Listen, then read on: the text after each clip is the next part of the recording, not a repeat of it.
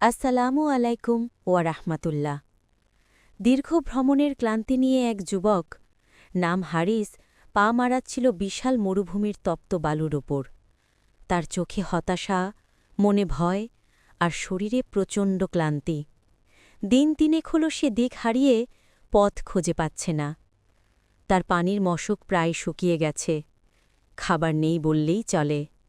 হারেস মক্কা থেকে বাণিজ্যের উদ্দেশ্যে বের হয়েছিল, কিন্তু এক বালুঝড়ে সে কাফেলা থেকে বিচ্ছিন্ন হয়ে পড়ে। এখন সে সম্পূর্ণ একা। সন্ধ্যার আলো ঢলে গিয়ে আকাশ লাল হয়ে এলে হারেস ভয়ে কাঁপতে থাকে। সে মনে মনে বলে, হে আল্লাহ, আমাকে রক্ষা করুন, আমি কি আর কখনো বাঁচব? ঠিক তখন দূরের দিগন্তে দেখা যায় কয়েকজন মানুষ। ধীরে ধীরে তারা কাছে আসে। তাদের মাঝে এমন এক ব্যক্তিত্ব যাকে দেখতেই হারেসের অন্তর শান্ত হয়ে গেল। তার চোখে দয়া, মুখে অদ্ভুত নূর। তিনি ছিলেন আল্লাহর রহমত, আমাদের প্রিয় নবীজি মুহাম্মদ সাল্লাল্লাহু আলাইহি ওয়াসাল্লাম। হারেস বিস্ময়ে স্থির হয়ে দাঁড়ায়। নবীজি সাল্লাল্লাহু আলাইহি ওয়াসাল্লাম কাছে এসে নরম স্বরে বলেন, তুমি কি পথ হারিয়েছ ভাই? হারেস কান্না জড়ানো কণ্ঠে বলল, হ্যাঁ, 3 দিন হলো আমি একা, পানি নেই, খাবার নেই। নবীজি সাল্লাল্লাহু আলাইহি ওয়াসাল্লাম তাকে ধরে বসিয়ে দিলেন এবং নিজের পানিপাত্র থেকে পানি পান করালেন। হারেস অবাক হল, কিছুক্ষণ আগে যার পানীয় কমে এসেছিল সেটিতে এখন প্রচুর পানি। নবীজি সাল্লাল্লাহু আলাইহি ওয়াসাল্লাম শুধু হাসলেন। বন্ধুরা, যদি গল্পটি ভালো লাগে, এসআর ভয়েস বাংলা চ্যানেলটি সাবস্ক্রাইব করবেন। আপনাদের সাবস্ক্রাইব আমাদের গল্প প্রকাশে বিশাল অনুপ্রেরণা দেয়। হারেস নবীজিকে দেখে বলল, আপনি কে? আপনাকে দেখলেই মনে হচ্ছে আল্লাহর আপনার সাথে আছেন। নবীজি বললেন, আমি মোহাম্মদ, আল্লাহর রাসূল। হারেস শুনে কেঁপে উঠল। সে জানত মক্কার তার সম্পর্কে বহু কথা প্রচারিত, কিন্তু আজ তাকে সামনে দেখে মনে হল তিনি সত্যিই আল্লাহর প্রেরিত বান্দা। রাত গভীর হলে কাফেলা থেমে যায়। তারার নিচে মৃদু আলোয় নবীজি দোয়া করছিলেন।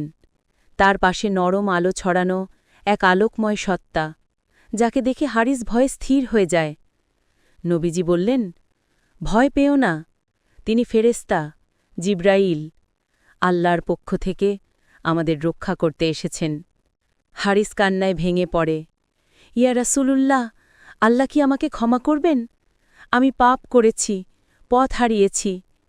নবীজি তার হাত ধরে বললেন, যে আল্লাহর কাছে ফিরে আসে, আল্লাহ তাকে অভিমান করেন না। আল্লাহ রহমতের মালিক। হারেসের হৃদয় গলে গেল। মনে হল আজই তার নতুন জীবনের শুরু। মরুভূমির দীর্ঘ পথ চলতে চলতে নবীজি তাকে সুন্দরভাবে শিক্ষা দিলেন, হারেস, মানুষের সাথে সদয় হও। সহানুভূতিই মানুষকে উত্তম বানায়। আল্লাহর ওপর ভরসা রাখো, ভয় পেও না, তোমার রব তোমাকে ছায়া দেবেন। হারিস নবীজির কথা শুনে নীরবে কাঁদছিল। সে ভাবল, এমন মানুষ আর পৃথিবীতে নেই। বন্ধুরা, গল্পটি ভালো লাগলে এসআর ভয়েস বাংলাকে সাবস্ক্রাইব করবেন। আপনাদের সাবস্ক্রাইব আমাদের জন্য বড় শক্তি। হাঁটতে হাঁটতে একসময় কাফেলাটি ডাকাত দলের সামনে পড়ে। সবাই ভয়ে জমে যায়। তখন নবীজি আকাশের দিকে তাকিয়ে আল্লাহর কাছে সাহায্য চান। হঠাৎ তীব্র ঝড় উঠে চারদিকে বালু উঠতে শুরু করে। ডাকাতরা কিছু না বুঝেই পথ হারিয়ে পালিয়ে যায়। হারেস বিস্ময়ে দেখল, ছিল সেই আলোকময় ডানাওয়ালা সত্তা, জিবরাইল আলাইহিসসালাম। নবীজি বললেন, হারেস, আল্লাহ তার বান্দাদের কখনো একা ছেড়ে দেন না। তাদের যাত্রা চলতে থাকে। প্রতিদিন হারেস নবীজির দয়া, কোমল আচরণ আর সহানুভূতির আলোয় মুগ্ধ হয়ে যায়। অবশেষে কাফেলা মদিনায় পৌঁছায়। মানুষ নবীজিকে ঘিরে স্বাগত জানায়। শহর আলোয় ভরে ওঠে। হারেস নবীজির সামনে দাঁড়িয়ে বলল, ইয়া রাসূলুল্লাহ, আমি কি আপনার উম্মত হিসেবে থাকতে পারি?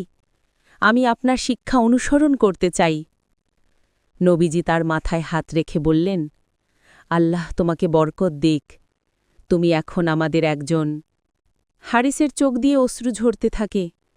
তার মনে হয় আজই সে সত্যিকারের আলো খুঁজে পেয়েছে।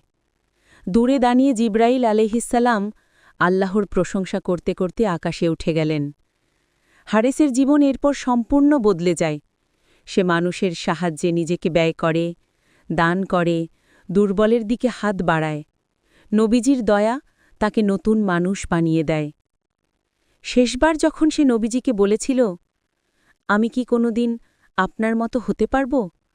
নবীজি হেসে বলেছিলেন, মানুষকে দয়া করো, সত্য কথা বলো, আল্লাহকে ভালোবাসো, তাহলে তুমি আমার খুব কাছেই থাকবে। হারিস সেই কথাই হৃদয়ে লিখে রাখে। এভাবেই এক পথহারা যুবক নবীজির দয়ার স্পর্শে ফিরে পায় ঈমানের আলো।